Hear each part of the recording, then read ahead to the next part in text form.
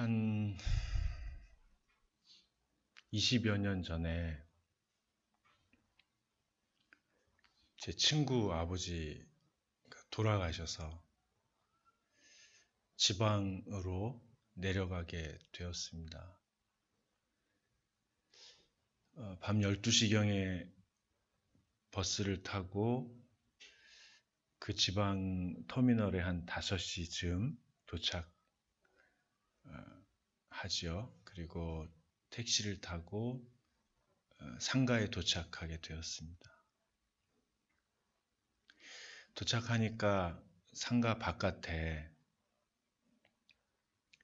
소위 말하는 병풍들, 건달들이 한 10여 명이 쭉 이렇게 서 있었습니다.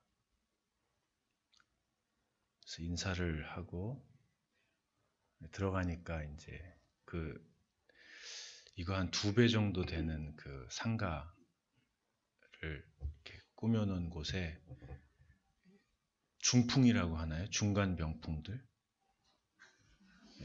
그 조직의 중간 리더들이 한 5-6명 이렇게 건들거리고 서 계셨습니다. 약간 긴장이 됐지만 제 친구하고 친구의 작은 형님이 계셨는데 조문을 마친 다음에 위로를 하고 이제 셋이 둘러앉게 되었습니다. 알고 보니까 그 작은 형님이 그쪽 계통에 이제 몸담으시고 오래 헌신해 오신 아주 그 지역의 높은 분이셨습니다. 이제 동생 친구 아침 먹으라고 이렇게 그 중풍들한테 이렇게 하니까 그 중에 한 분이 밥상을 들고 오시는데 꽤 큰 상에 찬까지 이렇게 세팅이 돼 있었는데 그거를 한 손으로 들고 건들 하면서 오시는데 저런 분들이 저기서 일하시는구나 생각하니까 마음이 위축이 됐습니다. 아주 얌전히 앉아 있었는데 그때부터 제가 영화에서 본 장면을 그대로 보게 됩니다.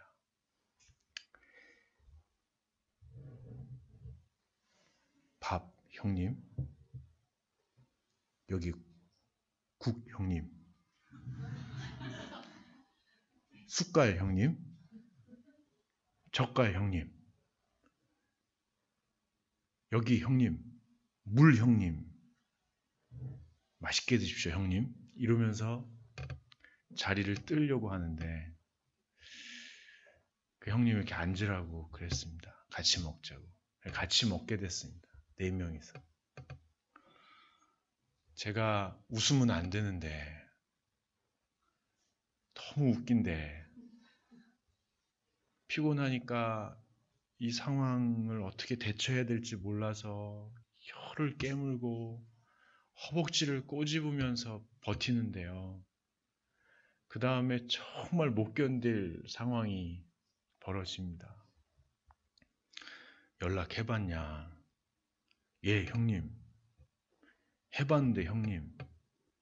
안 받습니다, 형님. 전화번호가 어떻게 되냐? 예, 형님. 1, 형님. 2, 형님. 3, 형님. 형님, 그리고 다시 하고요, 형님. 4, 형님. 5, 형님. 6, 형님. 7, 형님입니다, 형님.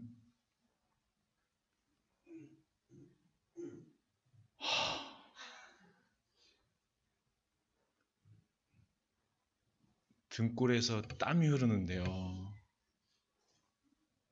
이거 어떻게 해야 될지 모르겠더라고요. 하여튼 어떻게 식사를 마쳤는지 모르고 저는 다시 고속버스를 타고 서울로 올라올 때 곰곰이 그 상황을 생각해 보니까 그들이 질서를 세우는 데 있어서 형님은 형님이고 나는 부하입니다. 이 형님의 권위와 자신의 정체성을 끊임없이 매 순간 확인하는 그들의 모습이 저는 나중에 숙연하게 느껴지더라고요. 가정에서는 부모의 권위가 분명히 세워지고 자녀가 자신의 정체성을 바르게 받아들일 때 평화가 있습니다. 군대에서도 대장의 권위가 세워지고 쫄병들의 정체성이 확립될 때 그 군대에는 기강이 세워지고 거기서부터 힘이 나오죠. 하나님께서 태초에 사람을 창조하시고 사람에게 모든 것을 먹고 누리도록 허락해 주셨습니다. 창세기 2장 16절에 보면 여호와 하나님이 그 사람에게 명하여 이르시되 동산 각종 나무의 열매는 네가 임으로 먹되 마음껏 먹고 19절에 여호와 하나님이 흙으로 각종 들짐승과 공중의 각종 새를 지으시고 아담이 무엇이라고 부르나 보시려고 그것들을 그에게로 이끌어 가시니 아담이 각 생물을 부르는 것이 곧 그 이름이 되었더라. 마음껏 먹고 마음껏 누리고 마음껏 다스리고 마음껏 통치하도록 하나님께서 인간에게 모든 권세를 위임해 주셨습니다. 아담이 하루 종일 마음껏 누린 후에 동산 중앙에 어디에서나 보이는 선악을 알게 하는 나무를 바라보며 내가 손댈 수 없는 것이 있지. 나는 마음껏 할 수 있지만 피조물이고 나를 만드신 조물주는 하나님이시지 생각했습니다. 거기서 아담은 자유를 누리고 거기서 마음껏 도전할 수 있었습니다. 하나님께서 우리에게 허락하신 인생이 그와 같습니다. 마음껏 누리고 마음껏 도전하지만 항상 나를 기억해라. 여러분, 이 정신이 인류의 기원을 기록한 창세기에서부터 요한계시록까지 관통하고 있습니다.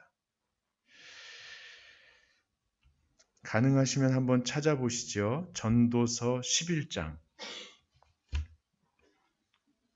여러분 아시는 지혜의 왕인 솔로몬이 늙음하게 인생을 돌아보며 자신의 하나님께서 주신 지혜를 정리하여 나눈 후에 마지막 부분에 11장 9절 10절 이렇게 이야기합니다. 같이 읽으시죠. 청년이여 내 어린 때를 즐거워하며 내 청년의 날들을 마음에 기뻐하여 마음에 원하는 길들과 내 눈이 보는 대로 행하라. 그러나 하나님이 이 모든 일로 말미암아 너를 심판하실 줄 알라. 그런즉 근심이 내 마음에서 떠나게 하며 악이 내 몸에서 물러가게 하라. 어릴 때와 검은 머리의 시절이 다 헛되니라. 제가 메시지 성경으로 다시 한번 읽어드리겠습니다. 젊은이요. 여러분 다 젊은이시죠? 대답하세요. 젊은이요. 네 젊음을 잘 선용하여라. 내 젊은 힘을 즐거워하여라. 네 마음이 원하는 대로 따라가 보아라. 좋아하는 것이 있거든 그것도 추구해 보아라. 그러나 네가 알아야 할 것이 있다. 모든 일이 다 괜찮은 것은 아니며 네가 추구한 모든 일을 하나님 앞에서 남김없이 해명해야 한다는 사실이다. 한 곳에 매이지 말고 자유롭게 생각하며 살아라. 젊음은 영원하지 않다. 연기처럼 금세 사라져 버린다. 하나님은 하나님이시고 사람은 사람입니다. 자신의 본질과 자신의 정체성을 분명하게 확인한 사람은 담대하나 오만하지 않고 겸손하나 비굴하지 않습니다. 그리고 묵묵히 자연스럽게 자신의 길을 걸어가게 되죠. 전셋값이 많이 올랐습니다. 지금 있는 전셋집에 더 이상 있을 수 없게 되었습니다. 그래서 부동산에 갔죠. 부동산에서 알아보니까 지금 있는 돈으로는 얻을 수 있는 집이 없습니다. 그래서 다른 부동산에 갔습니다. 거기도 없더군요. 커피만 얻어먹고 다시 나와서 다른 부동산을 버스를 타고 가서 또 다른 부동산을 하루 종일 다니다 보니 해가 졌습니다. 정신을 차려보니 집에서 너무 멀리 왔습니다. 돌아갈 차비가 없었습니다. 그래서 여보, 오늘은 별을 보며 여기서 잡시다. 누워서 두런두런 이야기합니다. 지금 있는 집이 참 좋은데 거북이 등껍질로 만들어져서 빈티지하고 튼튼한 게 또 환기도 잘 되고 좋은데 아휴, 어떻게 그런 집을 얻을까? 여보, 오늘은 일단 쉬세요. 내일 해 뜨면 얘기해요. 잤습니다. 아침에 해가 떠서 일어나서 어머 여보, 하나님이 우리에게 이미 집을 주셨군요. 달팽이 부부의 이야기입니다. 그 달팽이 부부는 자기 집을 지고 천천히 전세 해약 계약서를 쓰러 돌아갔다는 이야기입니다. 하나님이 주신 은혜 안에 이미 가진 것을 확인하고 자기의 길을 걸어가는 사람들에게 나타나는 특징은 담대하지만 오만하지 않고 겸손하지만 비굴하지 않습니다. 그리고 자기의 길을 묵묵히 걸어가지요. 그리고 끊임없이 생각합니다. 하나님은 하나님이시고 사람은 사람이지. 그래서 이들에게 나타나는 특징은 하나님의 뜻이 무엇인지 살피게 되지요. 그리고 하나님의 말씀에 순종하는 것이 가장 자연스럽고 가장 자유롭다는 사실을 알게 됩니다. 예수님께서 인생의 지혜를 함축적으로 말씀하신 때가 있습니다. 마태복음 5장에서 7장까지요. 산상수훈의 말씀을 하신 다음에 이렇게 말씀하십니다. 사람의 영혼을 보면 반석 위에 집은 집처럼 든든한 사람이 있고 사람의 영혼을 보면 모래 위에 지은 집처럼 창수가 나고 바람이 불면 흐물흐물 무너져서 허사로 돌아가는 인생을 추구하는 사람이 있더라. 여러분 어디 가셔요?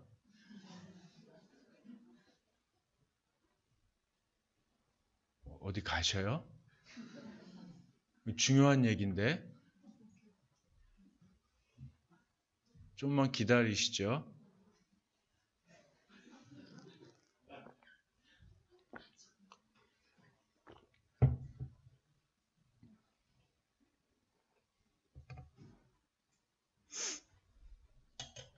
금방 오세요. 아예 가셨어요? 몰라요? 관심도 없어요?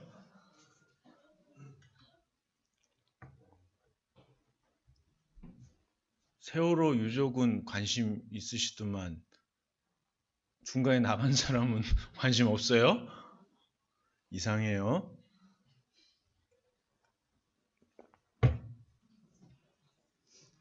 왔어요? 이제 갑자기 나가면 안 돼요. 어디까지 했죠?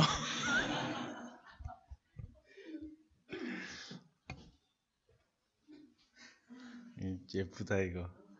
여기서 앉아 있는데 예수님이 꼭 이렇게 보고 계신 것 같아요. 여기 또 이렇게 눈이 있어가지고 이렇게.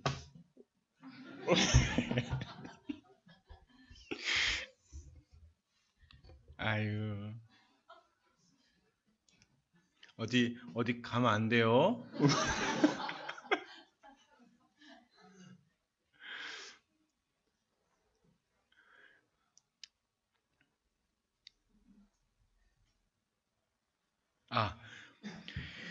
아, 한번 또 찾아보시죠. 그 마태복음 7장. 마태복음 7장에 그런 산상수훈 가장 인생의 기본이 되는 그 말씀을 쭉 하신 다음에 마지막 결론적으로 이 말씀을 하셨어요. 저도 목회를 많이 안 해봤지만 이렇게 하다 보니까 정말 사람 중에는 이렇게 이런 사람이 있고 이런 사람이 있다는 것을 제가 알겠어요. 너무 안타까워요. 너무 안타까워요. 뻔히 보이는데 왜 그럴 수밖에 없을까? 근데 예수님이 왜 그런지를 가르쳐 주셨더라고요. 음, 마태복음 7장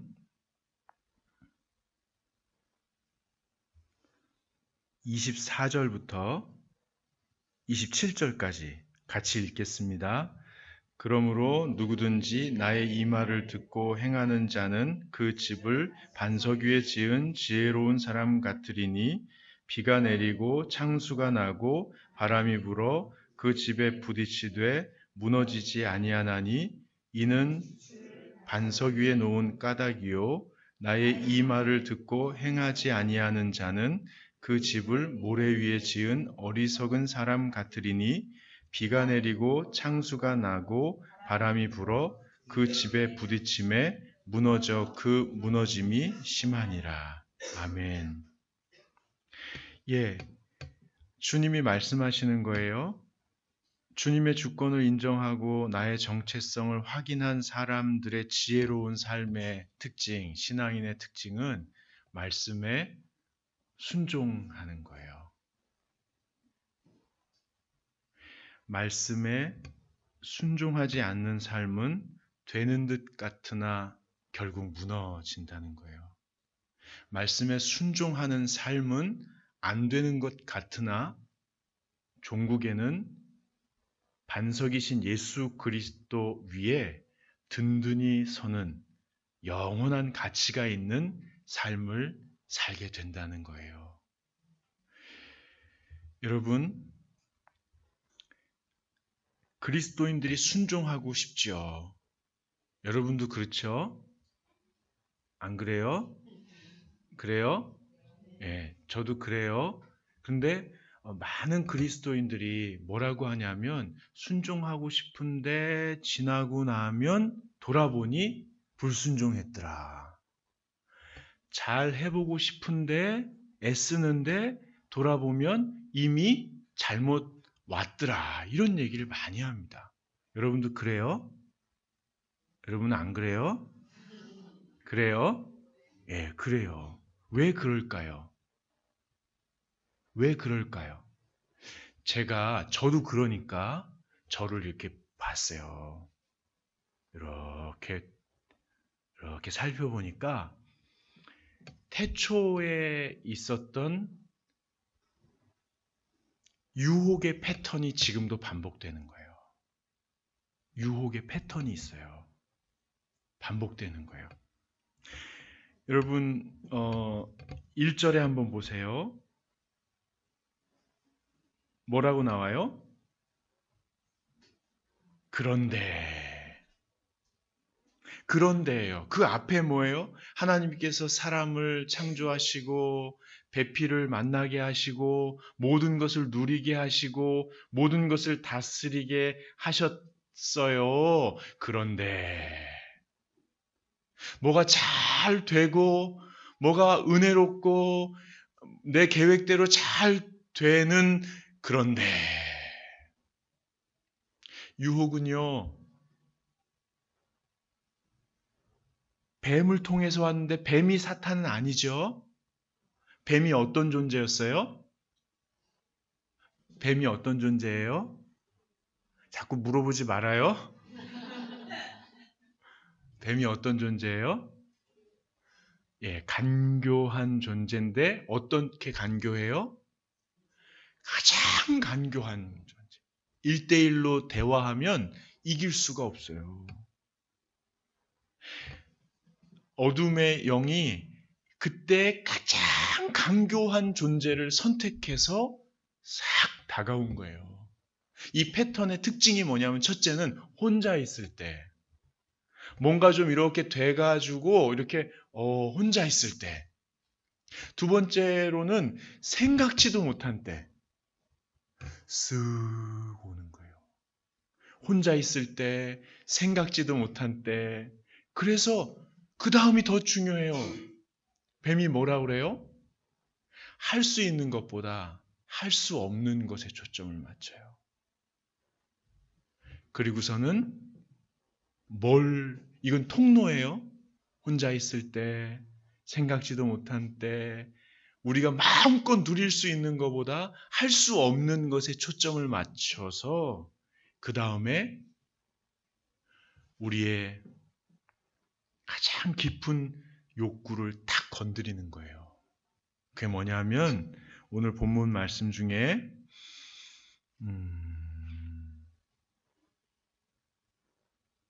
5절 한번 같이 읽어봐요. 같이 읽겠습니다. 너희가 그것을 먹는 날에는 너희 눈이 밝아져 하나님과 같이 되어 선악을 알 줄 하나님이 아심이라. 인간의 가장 깊은 욕구가 뭐예요? 하나님처럼 되고 싶은 거예요. 지독한 자기중심성, 하나님에게도 질투를 느끼는 존재, 하나님의 자리에 오르고 싶은 존재, 모든 공동체와 관계에서 중심이 되어야 직성이 풀리는 내 마음을 탁 건드리는 거예요. 여러분, 세계적인 천재 복서인 알리가 했던 말 혹시 아는 사람 있어요? 뭐처럼 날아서 뭐처럼 쏴라? 예, 잘하시네요. 권투 좀 해보셨나 봐요. 벌처럼 쏴라. 나비처럼 날아서 벌처럼 쏴라. 이게 저는 이 어둠의 영의 전략을 그대로 보여주는 것 같아요. 나비처럼 그렇게. 몇 가지 대화를 시도하죠. 쓸데없는 대화예요. 혼자 있을 때, 생각지도 못한 때, 할 수 있는 것보다 할 수 없는 거를 탁 쏘는 거예요. 너 이렇게 하면 하나님처럼 될 수 있어. 이게 어둠의 세력의 전략입니다. 너희가 그것을 먹는 날에는 눈이 밝아져 하나님처럼 될 것이다. 죄의 성향, 우리 욕구 깊숙한 곳에 말씀에, 그 하나님의 말씀에 불순종하여 죄를 범하는 순간 우리는 순식간에 죄의 영향력 속으로 쑥 들어가는 거예요. 그 죄의 영향력이 뭐예요? 첫째는 전염성이 있습니다. 여러분 6절 한번 읽어볼까요? 6절 같이 읽겠습니다. 여자가 그 나무를 본즉 먹음직도 하고 보암직도 하고 지혜롭게 할 만큼 탐스럽기도 한 나무인지라. 여자가 그 열매를 따먹고 자기와 함께 있는 남편에게도 주매 그도 먹은지라. 가장 가까운 사람에게 죄의 영향력이 전염되기 시작해요. 남편이 이상해요? 나 때문에 전염된 거예요? 아내가 이상해요? 나 때문에 전염된 거예요? 그 다음에 뭐예요? 수치심이 몰려와요. 7절을 한번 읽어보세요. 이에 그들의 눈이 밝아져 자기들이 벗은 줄을 알고 무화과 나무 잎을 엮고 치마로 삼았더라. 수치심이 몰려오는 거예요. 그 다음에 뭐냐면 자기 스스로를 소외시킵니다. 8절 한번 보시죠. 그들이 그날 바람이 불 때 동산에 거니시는 여호와 하나님의 소리를 듣고 아담과 그의 아내가 여호와 하나님의 낯을 피하여 동산 나무에 숨은지라. 하나님에게서 자기를 소외시키고 하나님을 소외시키고, 소외는 죽음의 다른 말입니다. 죄의 삭은 사망이요.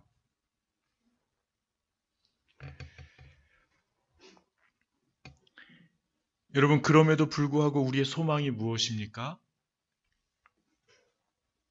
바로 9절입니다. 여호와 하나님이 아담을 부르시며 그에게 이르시되 네가 어디 있느냐? 이제 스스로를 소외시키고 하나님에게서 단절되어 수치심에 죽음의 영향력 아래서 완전히 소망을 잃어버린 그 순간에 그 자리까지 찾아오셔서 아담아 하고 이름을 불러주시는 그 하나님이 우리에게 소망입니다.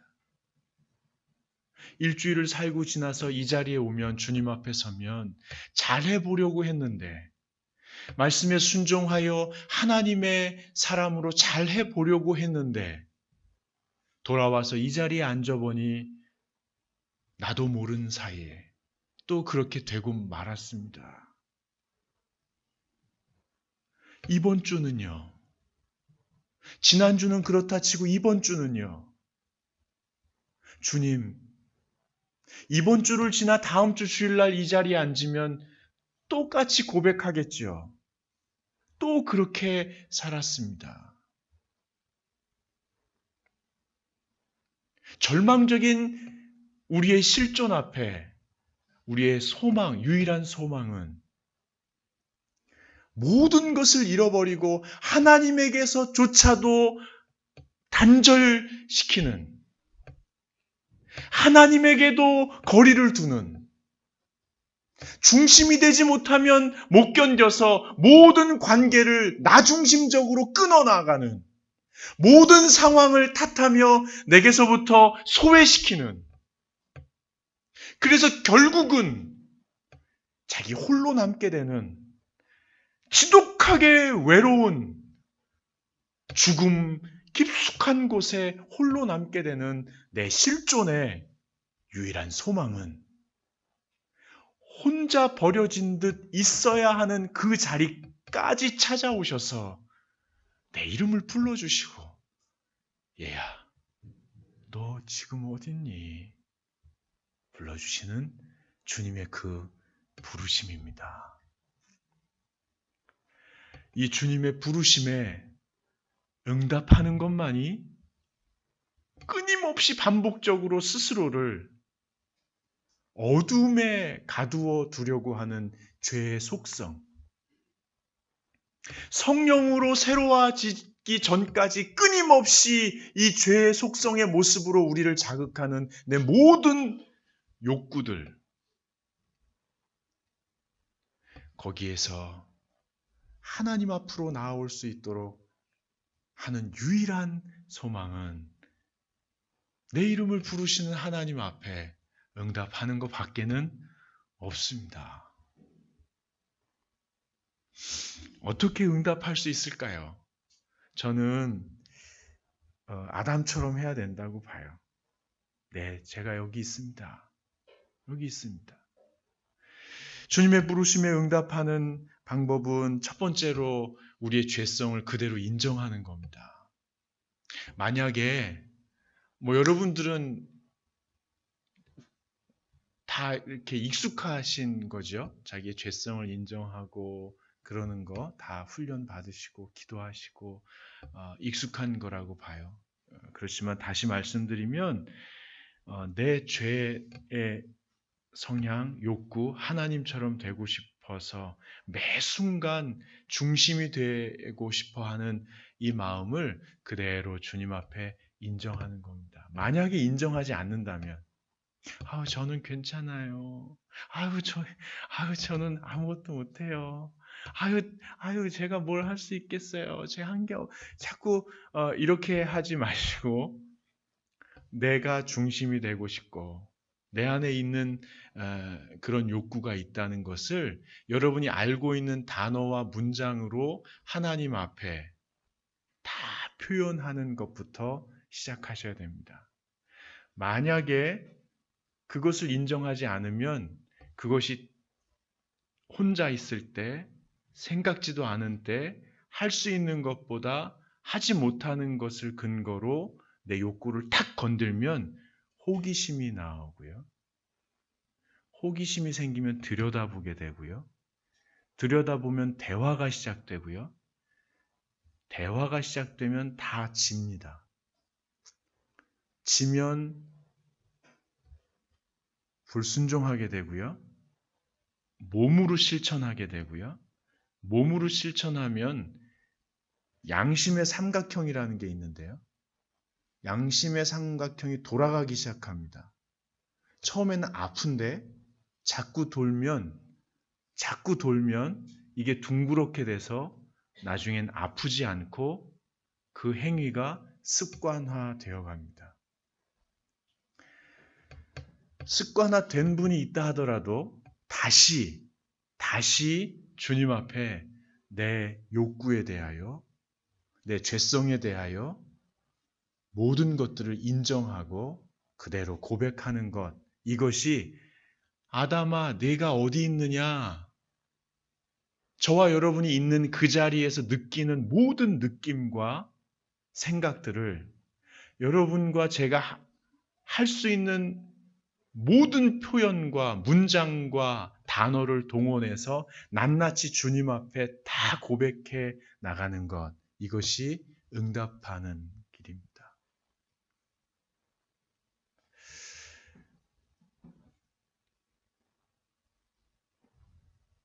두 번째로는 건강한 공동체에 소속되셔야 됩니다. 사도 베드로가 주는 그리스도시요 살아계신 하나님의 아들입니다 라고 고백한 그 믿음의 고백 위에 교회 공동체가 세워졌습니다. 교회 공동체는 주님의 몸이고 주님은 교회의 머리이십니다. 그리고 저와 여러분은 모두 이 교회, 예수님의 몸의 지체이지요. 이 속에 깊숙이 소속되셔야 됩니다. 이 속에 깊숙이 소속되는 것 자체가 이 땅에 잃어버린 자를 부르시는 하나님의 부르심에 응답하는 것입니다. 이 교회 공동체에 깊숙이 소속되어서 주님의 부르심에 응답하는 사람들의 특징이 무엇이냐면 예수 그리스도의 몸이 성장하면서 지체들에게 요구하는 것을 듣기 시작하는 겁니다. 몸이 요구하는 것, 건강한 공동체가 지체들에게 요구하는 것에 귀와 마음과 몸을 열고 응답하기 시작합니다. 교회 처음 오면 잘 들리지 않죠. 그러나 교회를 사랑하고 이 공동체에 깊숙이 소속되어 오랫동안 지속적으로 살아가는 분들은 몸이 요구하는 소리를 듣게 됩니다. 아유, 여기가 지저분하네. 아이고, 문이 삐걱거리네. 우리 어린이들이 뛰어다닐 때 여기 다칠 수도 있겠다. 아, 설거지가 우리구나. 축하해요. 어머, 설거지할 때 여기가 불편하겠네. 아, 우리 교회 아줌마들은 애 볼 때 평일날 속상할 때는 어떻게 하실까? 우리 아저씨들은 직장에서 그리스도인답게 사는 게 정말 쉽지 않을 텐데, 힘들겠다, 평일날. 어떻게 같이 자라날 수 있을까? 이 교회의 부르심에 응답합니다. 무리해서가 아니고 자연스럽게 지금 여기서 내가 쉽게 계속 할 수 있는 게 무엇인지 찾기 시작합니다. 내가 지금 여기서 쉽게 계속 할 수 있는 게 무엇인지 찾기 시작합니다. 나를 드러내고 공동체 중심이 되기 위해서 의미 있는 일을 딱 찾는 그런 게 아니고 자연스럽게 찾아지기 시작합니다. 그래서 시키지 않았는데, 요구되지 않았는데 그 사람이 그걸 하고 있는 거예요.